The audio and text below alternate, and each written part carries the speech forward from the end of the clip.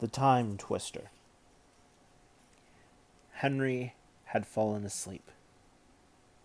A crack of thunder woke him up, and he scrambled to his feet. Charlie had warned him that there would be a storm, but he didn't expect it to sound like this. Another boom echoed down the tunnel, and something scurried through the dark beside him. One of the cats pounced. There was a squeal and the crunch of bones. This was worse than being in the pit. Henry thought of the room where the red sun sent bright rays across the floor. It was a cheerful place, and he longed to be there again.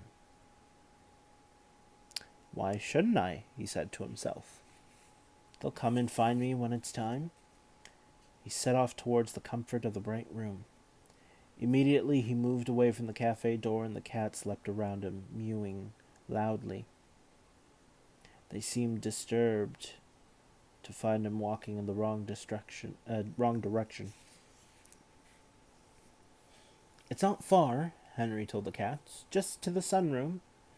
They followed him down the dark tunnels and into the room, where he spread his cape on the red sun and laid down. They relaxed and sat close to him, washing themselves vigorously.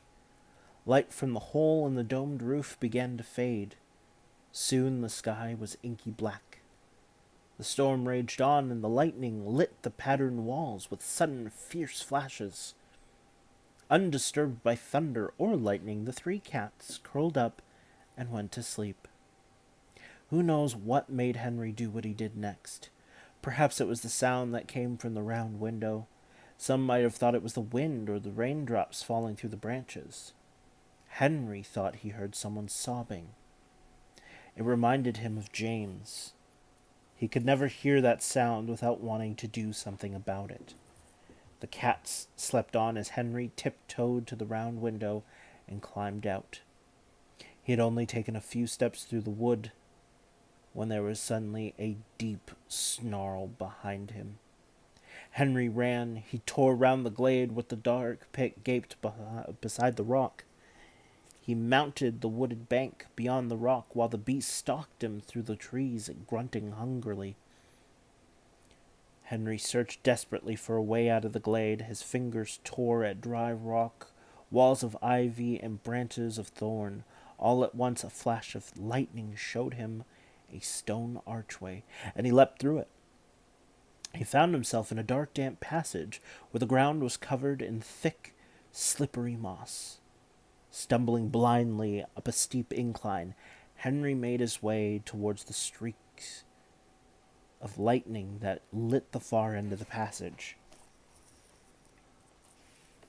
The grunts and snarls of the beast echoed behind him as he crawled through a network of planks and then fell onto the flagstones of a large courtyard. Without looking back, Henry got to his feet and rushed through the huge arch that led into the garden. He tore across the wet grass. The noise of the storm intensified. A howling wind swept the rain across the garden in torrents. By the time Henry reached the academy, he was soaked to the skin. The garden door was unlocked, and Henry thankfully leapt inside, slamming the door behind him. At the top of the stairs on the other side of the hall, Billy Raven stood staring at him. The white-haired boy didn't say a word. He just watched impassively as Henry rushed for the nearest door, the door into the west wing. He hadn't got long to hide. Billy wouldn't waste any time. In a few minutes, the Blores would know that their prisoner had escaped, and they would come searching the building. Henry began to climb the stairs to the music room. He had been safe there before. The music teacher was a strange man, but Henry knew he could trust him. The storm was now at its height. The whole tower rocked under the deafening thunder and lightning, flashing continuously through every window. Henry had almost reached the top of the spiraling stairs when there was a shout from below. "He came in here!" 2 pairs of footsteps could be heard running up the tower steps. Henry leapt forward, missing a step, and tumbled back onto the floor. Hear that? He's up there, shouted Manfred. Henry picked himself up. He began to wonder if there was any point in trying to escape. They would find him, in the end. He gazed hopelessly up at the narrow steps, gave a sigh of despair, and the next moment was touched by a slim, gloved hand. Mrs. Bloor was standing beside him, an utterly changed Mrs. Bloor. Gone were her dark clothes. Now she wore a red coat and a brightly patterned scarf. She had a violin case tucked under her arm, and in her free hand she carried a small leather bag. Her hair shone, and her eyes were sparkling. "It's time to go, Henry," she said, uncurling her crippled hand. "Look!" Henry saw the time twister glowing against her dark glove. He looked away quickly. "We'll go together," said Mrs. Bloor. "Take my arm and come this way." Without thinking, Henry grasped Mrs. Bloor's left hand. As he hurried through the door behind her, it led into one of the long, dark corridors in the west wing. Mrs. Bloor began to run. "The time is perfect," she said. "There was a storm, you see, the night they broke my fingers. I can go back now, to the way I was. I can leave before they catch me." She put on a sudden spurt, and Henry almost tripped as he tried to keep up with her. "Suppose," he said breathlessly, "suppose you go back to the wrong place." "I won't, Henry. I've been thinking so hard about where I want to be. I trust this ancient marble. I'll be 5 minutes ahead of them. This time, I'll be through the doors and hailing a taxi before anyone knows I'm gone." "I don't think I can come with you," Henry panted. "But you must," a voice bellowed down the corridor. "Dorothy, stop!" "Faster, Henry!" cried Mrs. Bloors. Henry felt as though his lungs were being crushed by an elephant. He couldn't keep running. He'd never breathe again. "Manfred, get them!" roared Dr. Bloor. As Manfred came bounding after them, a short, fat shape ambled across the corridor. There was a loud yell, and Manfred tripped over Blessed. He fell headlong onto the floorboards, groaning and swearing. "Blasted, wretched, hateful!" While Manfred cursed the old dog, Mrs. Bloor swerved round a corner and under a low arch. Beyond the arch, a flight of stone steps ascended to a narrow window. "Bother!" Mrs. Bloor panted as she mounted the steps. "I didn't mean to come this way, but there's no help for it. Come along, Henry." Henry had, by now, let go of Mrs. Bloor's arm. He was in two minds whether to follow her, but he didn't seem to have a choice. Come on, she urged. When she reached the top of the steps, Mrs. Bloor unlatched the window and appeared to leap into the air. Henry froze as a bolt of lightning lit the sky. Had his companion fallen to her death, or was she already twisting back through time? He scrambled up the steps and looked out. Mrs. Bloor was standing in a wide passage between the door and a long parapet. From the top of the parapet, strange stone beasts looked out over the garden and the dark, faraway trees. "Come on, dear," said Mrs. Bloor. "Don't be afraid." She was gazing at the time twister, and the glowing glass ball threw dazzling colors out into the night sky. Henry couldn't help himself. He stepped towards her. Behind him came the thud of heavy footsteps. Without taking her eyes from the time twister, Mrs. Bloor hitched the strap of her bag over her shoulder and grabbed a corner of Henry's cape. "A few more seconds," she breathed. "I can feel it, Henry. Soon we'll be gone." She ran beside the parapet, tugging Henry with her and laughing happily. Henry wondered what would happen when they reached the end of the roof, but they never got that far. Mrs. Bloor's red coat began to shiver under the fierce white lightning. Her pale hair sparkled and scattered in a burst of starlight. "Henry came a soft, disembodied voice. There was something I meant to tell Charlie. I know where his father... But now it's too late. He'll never... Oh, Henry, we're going! But Henry didn't want to go there, to another world. He didn't know. He'd only just got used to this one. Slipping out of his cape, he flung himself behind one of the massive chimneys that rose above the roof. From the chimney's deep shadow, he watched Mrs. Bloor twist into a bolt of rainbow colors and disappear. There was a gentle, floating laugh, and then nothing. The wind died and the thunder rolled away. But in a last brilliant shaft of lightning, Harry saw Manfred Bloor standing by the parapet. He was looking up into the sky and calling out. It was a faint, strangled cry, and Henry could have been mistaken, but it sounded very like the word Mummy. Has she gone, then? Dr. Bloor shouted from the window. They've both gone, said Manfred, blowing his nose. He picked up Henry's blue cape. The boy left this behind. I dare say he won't be needing it where he's gone. Wherever that is, muttered Dr. Bloor. Great-grandpa will be disappointed, said Manfred as he walked away from Henry's hiding spot. He wanted to have a bit more fun with the little beast. Henry shuddered. What sort of fun, he wondered.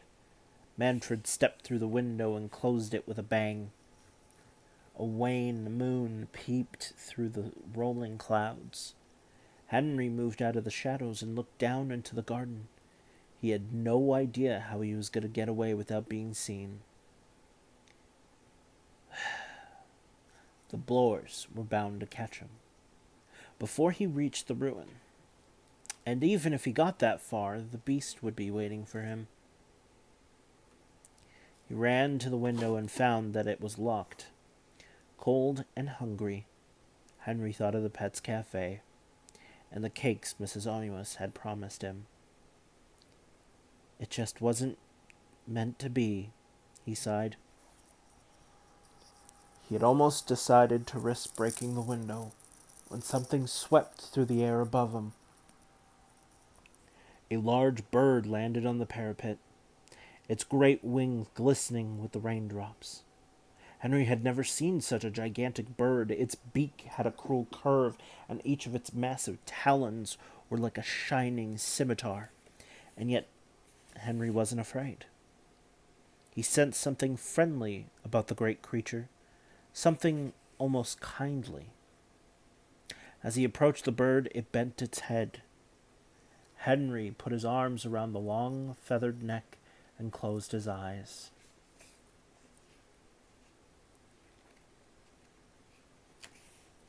At 7 o'clock, Benjamin went to see Charlie. I want to know what's happening with Henry, said Benjamin. I'm going to get Uncle Payne to ring Mr. Onimus soon, Charlie said. It's horrible just waiting and not knowing what's going on. Benjamin Runner Bean followed Charlie up to his room. Grandma Bone hadn't come home, and this was worrying Charlie. Was she still waiting outside the Pets Cafe? Would she be lurking there when Uncle Payne drove round to collect Henry? And what of the U-beam ants? Was Henry still safe in the tunnel? That was another worrying question. After a while, Charlie couldn't stand it any longer. He went to his uncle's room and knocked on the door. It's me, said Charlie. Uncle Payne, do you think you could ring Mr. Onimus? I'm worried about Henry. Very well, sighed Peyton. If I can find my phone. At the moment, the front door slammed, and someone marched across the hall. Charlie recognized Grandma Bone's footsteps and ran back to his room. A few minutes later, Uncle Payne's troubled face looked round Charlie's door. I found the phone, said Uncle Payne. I rang Mr. Onimus. Henry's gone. What? Charlie stared at his uncle in horror. But how? Did Mr. Onimus look? He told me he went right to the end of the tunnel and out into the ruin. There was no sign of Henry. The poor little man is very distressed." "Henry went into the room with the sun," Charlie murmured. "He'd feel safe there, but why didn't he come back?" "We'll have to wait," said Peyton. "That's all we can do. Wait and hope. My father will be waiting too." "You mean—" Charlie suddenly realized what Peyton meant. "Yes, I told him about Henry.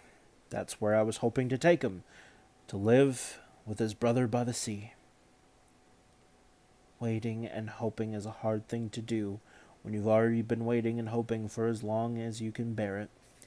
Terrible images kept springing into Charlie's mind. Henry being chased through the ruin, captured, eaten alive. Benjamin stayed as long as he could, but after another half hour he told Charlie he'd have to go home or his mom would start to worry. "Okay," Charlie said gloomily. As Benjamin turned to go, Runner Bean rushed to the window and barked. "Shh," said Benjamin. The big dog barked again. He stood on his hind legs and pawed at the curtains. "Shut up, Runner Bean," said Benjamin. "Grandma Bone will catch us." Runner Bean looked at his master and whined mournfully. "We don't go out through the window," Benjamin said impatiently. "Come on, Runner, this way." "Ben!" Charlie jumped up. "I think there's something out there." He went to the window and drew back the curtains, and there was a large chestnut tree outside of Charlie's window. Sitting on a wide branch was Henry Eubeam.